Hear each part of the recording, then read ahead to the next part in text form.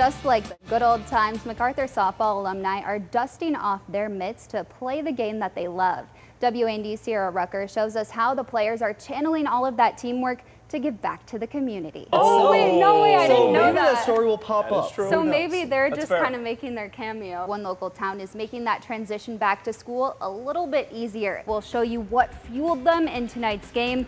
And speaking of athletes, it's a race that you will not want to miss. Some adorable doxies put their tiny legs to the test. We'll give you a closer look at their agility. We're back in less than 3 minutes. We are just hours away from a historic launch, the first steps in NASA's return to the moon after 50 years. Just goes to show how dangerous it can be when there is a bunch of water or rain that comes down on a really dry area, Phil. That's scary. Exactly. A new study is showing that team sports can have a positive impact on kids' mental health. Yesterday, it started out like this, the beautiful sunshine, and then later, well, that night, it started to look a little bit more like this with that rain.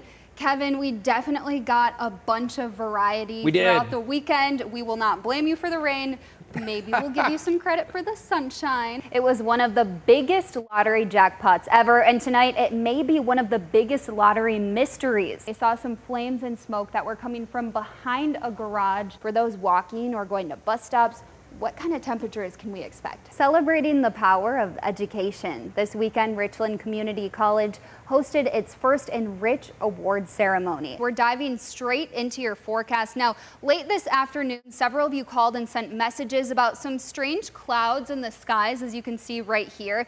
These photos and videos were taken around Shelby County and Christian County. Now, thankfully, our resident weather expert, Kevin Sherrick, he is back with us today. Kevin, we talked about this a little bit earlier. Can you explain what we're looking at here? The Sangamon County Deputy Sheriff confirms a death investigation is being investigated as a double homicide. Now, first responders were called to a home on the 500 block of Southwind Road at 8 o'clock this morning. Investigators say someone called to report 2 people were found dead at the house. Now, the deputy sheriff says the caller was a relative of the 2 people found dead in the home. We've since learned that the victims were a husband and wife. At the scene, first responders found the bodies of a man and woman in their 60s. Investigators are looking for a vehicle linked to this crime.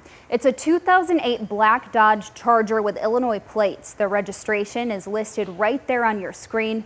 Officials say the suspect or suspects are considered to be armed and dangerous. A reminder for drivers, as we mentioned, many kids are heading back to school tomorrow morning, so be sure to look out for kids that are walking or taking the bus. Drivers should remember to slow down in the school zones and stop for buses when the extended arm is out and flashing, even on 2 or 4 lane roads. Police say he stole a plane and then threatened to crash it into a Walmart. It happened this morning in Tupelo, Mississippi. Police evacuated Walmart and nearby stores and rerouted drivers on area roads. The police say that the man was on the phone with negotiators for 5 hours before crashing into a field. Now, here's a look at the flight path where the man was flying that plane. A mobile memorial is paying tribute to officers who died in the line of duty. End of Watch, a nonprofit, uses the memorial to honor first responders who gave the ultimate sacrifice by driving through the responders' communities. Here's footage of the memorial stopping in front of the Champaign Police Department in honor of fallen Champaign police officer Chris Oberheim. Decatur police responded to the hospital early this morning for a man who'd been shot. Detectives determined the man had been shot near the 3700 block of North Woodford Street. Now, the coroner says the victim, 22-year-old Tiberius May, died of gunshot trauma at the hospital.